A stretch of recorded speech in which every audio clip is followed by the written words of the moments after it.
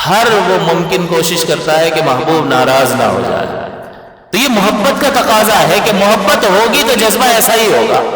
تو اب ہم میں سے ہر ایک یہ سوال کر لے کہ اللہ کے عذاب کی بات ہوئی، اپنے کمزور ہونے کی بات ہوئی، اس کے جلال والا ہونے کی بات ہوئی، اپنے مقام پر ہی یہ ساری چیزیں، لیکن اللہ سے محبت کا تقاضا، اس کے احسانات کا تقاضا، کہ اگر محبت ہو تو اس کا تقاضا یہ ہے کہ پھر کوئی ایسا عمل نہ ہو کہ محبوب ناراض ہو جائے یا محبوب ہم سے دور ہو جائے.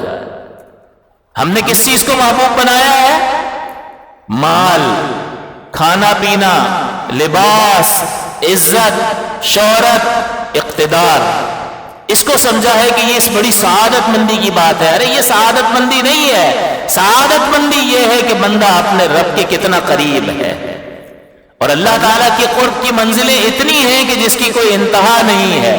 ہر درجے کے بعد ایک درجہ، ہر درجے کے بعد ایک درجہ. اسی لیے رحمت دو عالم صلی اللہ علیہ وسلم کے لیے فرمایا کہ ہر آنے والی گھڑی آپ کے لیے ہر گزری ہوئی گھڑی سے بہتر ہے. تو درجات کی بلندی مسلسل ہو رہی ہے. تو اللہ کے قرب کی منزلیں لامتناہی ہیں، ہر درجے کے بعد ایک درجہ ہے. تو بندہ اپنے آپ سے پوچھے کہ محبت کا تقاضا تو یہ تھا کہ اس سے قریب ہوا جاتا، لیکن یہ کس چیز کو محل سعادت سمجھ رہا ہے؟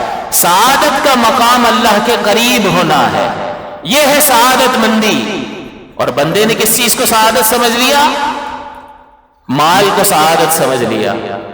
مال حلال ذریعے سے حاصل کرو، لیکن اس کو حاصل کرنے کے لیے رب سے غفلت، یہ انتہائی خطرناک چیز ہے. رب سے غفلت انتہائی خطرناک چیز ہے. اور یہ مال جب تک آپ سے جدا نہیں ہوگا آپ کو نفع نہیں پہنچا سکتا. پہلے بھی عرض کر چکا ہوں، آپ اپنا پیسہ کسی کو دیں گے تو گاڑی خریدیں گے، پیسہ کسی کو دیں گے، مال دیں گے تو گھر خریدیں گے. تو جب تک یہ آپ سے جدا نہیں ہوتا آپ کو نفع نہیں پہنچا سکتا. کیا یہ محل سعادت ہے کہ جو چیز جدا ہو کے ہی نفع پہنچائے؟ اسی طرح بڑے بہترین قسم کے دسترخوان سجا لیے جی، یہ محل سعادت ہے؟ یہ کامیابی کی دلیل ہے؟ نہیں، خالق کے قریب ہونا کامیابی کی دلیل ہے. کیونکہ جس بہترین کھانوں سے دسترخوان کو ابھی سجا رکھا ہے، کھانے کے بعد 2-3 گھنٹے کے بعد اس کو دیکھنے کے لیے بھی تیار نہیں ہوگا، وہ نجاست بن کے جسم سے خارج ہو جائے گا. کیا یہ محل سعادت ہے؟ اسی طرح سے یہ لباس، کہ فلاں لباس میرے پاس ہے، فلاں لباس میرے پاس ہے، یہ محل سعادت ہے؟ یہ سعادت مندی کی دلیل ہے؟ یہ چند دنوں کے بعد وہ سیدھا ہو جاتا ہے اور بندہ اس کو ختم کر دیتا ہے، نیا لباس بنا لیتا ہے. اور اگر نیا لباس اگر یہ نیا ہی رہا، پھر بھی اگر ابھی انتقال ہو گیا تو یہ مال بھی مال وراثت بن جائے گا اور یہ بھی مال وراثت بن جائے گا.